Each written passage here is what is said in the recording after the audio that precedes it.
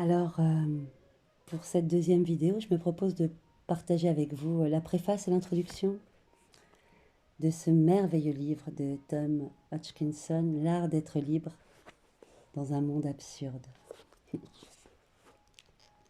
J'aime le titre, j'aime beaucoup le titre. Il y a 15 ans, quand j'ai appelé à une insurrection des consciences dans la perspective de l'élection présidentielle de 2002, certains m'ont qualifié de doux utopiste. J'appelais à nous libérer de la société de surconsommation, à saisir le pouvoir qui est entre nos mains. Je récusais le dogmatisme du progrès et voulais promouvoir une autre école, tout autant que remettre le féminin au cœur du changement.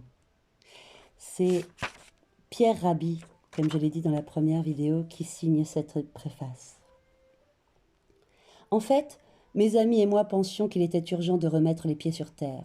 Si nous voulions garantir un avenir digne de ce nom à nos enfants et ne pas persévérer dans la destruction de la planète, nous affirmions clairement que la révolution agroécologique était une nécessité absolue, un nouvel art de vivre, mais aussi une éthique. La mobilisation que nous avions alors su créer a initié un large mouvement citoyen qui s'est depuis déployé. C'est donc avec plaisir que je découvre le livre en forme de manifeste de Tom, qui résonne au fond des mêmes aspirations que celles que nous portons et qui participe de la convergence des consciences que nous appelons aussi de nos vœux. Je ne sais si je le suivrai cependant dans toutes ces allégations anarchisantes ou existentialistes. Moi non plus. Ni dans la tonalité impérative de ces injonctions qui pourraient laisser croire que nous nous posons en donneurs de leçons. Mais je retrouve dans sa démarche de libération des contraintes quotidiennes de la modernité nombre de nos propres propositions habillées d'un humour tout britannique et sainement provocateur. On y croise parfois des auteurs de référence, comme Ivan Illich, Masanobu Fukuoka, l'auteur de la révolution d'un seul brin de paille, mais aussi d'autres moins connus, hors du Royaume-Uni. Ce qui ne manque pas d'intérêt pour montrer une certaine communauté de pensée. Son appel à se libérer de la magie noire de la séduction, qu'entretient une société vénérant le superflu, sa rébellion contre la tyrannie de l'administratif, son incitation à lutter contre la robotisation des êtres ou à favoriser les échanges locaux et la discipline du jardin biologique, la coopération au détriment de la compétition, sa proposition d'oublier la machine pour retrouver l'usage des mains et son insistance à privilégier la sobriété et la joie plutôt que l'euphorie prométhéenne sont en accord avec ce que nous déclinons depuis des décennies. Tout comme l'est évidemment l'idée que chacun fasse sa part en prenant son destin en main, sans être tyrannisé par l'esclavage chic de la carrière à tout prix, ou dupe de la société marchande qui nous courtise avec force courbette pour mieux nous soutirer nos deniers. Le plus original de l'ouvrage, et ce qui a sans doute contribué à son grand succès en Angleterre, m'a-t-on dit, est l'inspiration qu'il retire de la vie médiévale, la vie d'avant le capitalisme débridé, où, à part le seigneur du château, tout s'était peu ou prou sur un pied d'égalité. Selon l'historien Jacques Le Goff, souvent appelé à la rescousse ici, la colonisation du temps par l'argent n'apparaît que sur le tard, et l'usure était interdite parce que précisément le temps ne pouvait être vendu. L'Angleterre médiévale, nous dit-il, était profondément pénétrée de l'esprit d'hospitalité, et les guildes de marchands étaient fondées sur la notion de prix fixe et juste et de bien commun, comme l'était d'ailleurs l'Algérie de mon enfance.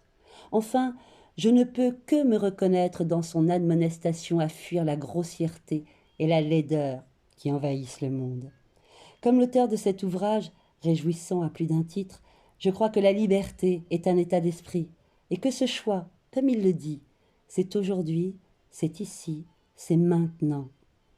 Mais on ne doit cependant jamais oublier non plus que nous vivons tous dans un univers pétrifié, et que nos aspirations les plus simples se heurtent souvent à la réalité du monde tel qu'il est, et habité par des contraintes existentielles qu'on ne peut évacuer d'un trait de plume. Il ne s'agit donc pas de considérer cet essai comme une nouvelle théorie, prête à consommer, ayant réponse à tout, mais plus modestement, comme une incitation à réfléchir sur notre quotidien pour mieux agir. Merci Pierre Rabhi. Merci. Introduction. Et dans chaque cri de chaque homme, chaque cri d'enfant apeuré, dans chaque voix, dans chaque anathème, j'entends les chaînes par l'esprit forgé. William Blake, chanson d'expérience, Londres, 1794. Voici un livre sur l'art de vivre. Vous trouverez en son cœur une vérité simple. Lorsque vous embrassez Dame Liberté, la vie devient plus facile, moins chère et bien plus agréable. Je souhaite vous montrer comment vous débarrasser des chaînes forgées par votre esprit. Ainsi, vous pourrez devenir le libre créateur de votre vie. J'ai essayé dans ce livre de rassembler 3 courants de pensée, l'anarchie, le médiévalisme et l'existentialisme, dans une philosophie de la vie de tous les jours basée sur la liberté, la joie et la responsabilité. Je propose d'aborder la vie avec allégresse, d'agir librement, à notre guise. L'Occident a chassé de nos vies la liberté, la joie et la responsabilité pour y substituer la convoitise, la compétition de chacun pour soi, la grisaille, les dettes, le McDo. L'ère du consommateur offre certes du confort, mais peu de liberté. Les gouvernements, et c'est dans leur nature, lancent des offensives répétées contre nos libertés civiles. La santé et la sécurité sont autant de prétextes pour étendre leur pouvoir. Ma quête de liberté me conduit à me définir plutôt comme un anarchiste. L'anarchie, cela veut dire que des individus passent des accords entre eux et non avec l'État. Elle présuppose que les gens sont bons et qu'on devrait leur ficher la paix, contrairement à la vision puritaine selon laquelle nous serions tous mauvais et aurions donc tous besoin d'être contrôlés par une autorité. Au Moyen-Âge, malgré les hiérarchies, nous organisions les choses nous-mêmes. La vaste majorité des chaînes, dont il sera question dans cet ouvrage, n'avaient pas encore été inventées. La vie était autonome et pleine de variétés. Ce dont nous avons besoin aujourd'hui est une radicale reconstruction des rapports humains, qu'il faudrait fonder sur les échanges locaux plutôt que sur la cupidité du capitalisme mondial. Nos vies ont explosé en des millions de fragments et notre but est maintenant de les rassembler dans l'unité et l'harmonie. Dans cette entreprise, nous pouvons nous inspirer non seulement de l'exemple du système médiéval, des anarchistes et des existentialistes, mais aussi de toute une galerie de figures historiques pleines d'humanité.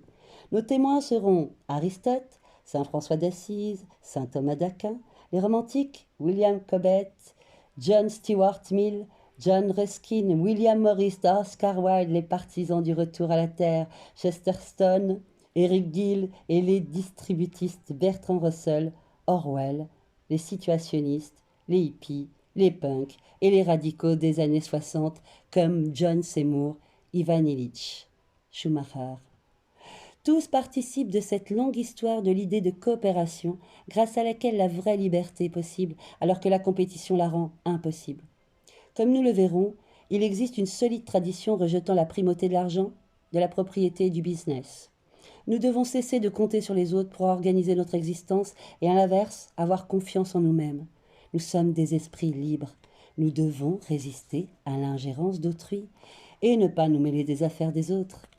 Dans ce livre, je cherche à identifier les obstacles à notre liberté et analyser comment nous pouvons nous libérer de l'anxiété, de la peur, des prêts immobiliers, de l'argent, du sentiment de culpabilité, de l'endettement, des gouvernements, de l'ennui, des supermarchés, des factures, de la mélancolie, de la douleur, de la dépression et du gaspillage.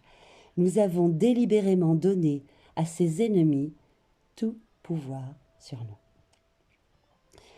Nous sommes donc les seuls capables de nous en débarrasser. Il est inutile de rester assis à gémir et de compter sur quelqu'un d'autre pour nous tirer d'affaire à notre place. Mais lorsque vous vous apercevrez que ces entraves sont forgées de toutes pièces par votre propre esprit, alors voilà que s'ouvrira en grand la porte du jardin de la liberté. La vie consiste à recouvrer des libertés perdues. À l'école et au travail, nous nous encourageons tous à croire que nous ne sommes ni libres ni responsables. Nous nous créons un monde d'obligations, de devoirs, de choses à faire. Nous oublions que la vie devrait être vécue avec spontanéité, joie, amour. Dans cet ouvrage, je cherche dans le passé des idées pour l'avenir. Les Grecs se tournaient vers un âge d'or. Les Romains trouvaient leur idylle bucolique chez les Grecs. Chez Virgile et chez Ovide, les médiévaux cherchaient chez les Grecs une vie plus simple. Évidemment, un trait caractéristique de toute époque est sa construction d'un bon vieux temps où les gens étaient plus heureux et la vie plus facile. Je me propose quand même de le relire. Les Grecs se tournaient vers un âge d'or. Les Romains trouvaient leur idylle bucolique chez les Grecs, chez Virgile et chez Ovide. Les médiévaux cherchaient chez les Grecs une vie plus simple. Évidemment, un trait caractéristique de toute époque est sa construction d'un bon vieux temps où les gens étaient plus heureux et la vie plus facile. L'évocation d'un passé idéal et imaginaire n'est pourtant pas qu'une simple escapade nostalgique. C'est au contraire une méthode pour avancer, pour choisir les priorités dans notre existence et pour chercher des idées sur la façon de bien vivre. Le passé est un lieu bien meilleur que l'avenir, puisque l'avenir n'existe que dans notre imagination et que le passé a, lui, bien existé.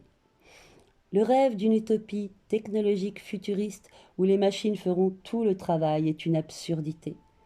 Comment être libre? Eh bien, que cela vous plaise ou non, vous êtes libre. La vraie question est d'exercer ou non cette liberté. Il y a un néant essentiel dans le cœur de l'homme. Nous avons créé notre univers. La vie est absurde. Dieu est amour. Nous sommes libres. Alors, sur la page qui suit, il y a des actions très concrètes. Je vous les lis toutes. Mort au supermarché. Faites votre pain. Jouez du ukulélé. Ouvrez la salle des fêtes du village. Toute action est futile. Cessez de gémir, faites de la musique, arrêtez de consommer, mettez-vous à produire, retournez à la terre, bannissez l'usure, embrassez la beauté, embrassez la pauvreté, brandissez le burin, ignorez l'État, la réforme est futile, vive l'anarchie, brandissez la pelle, brandissez le cheval, brandissez le rouet, aimez votre voisin, soyez créatifs, libérez votre esprit, labourez la terre, faites du compost, la vie est absurde, nous sommes libres. Soyez joyeux.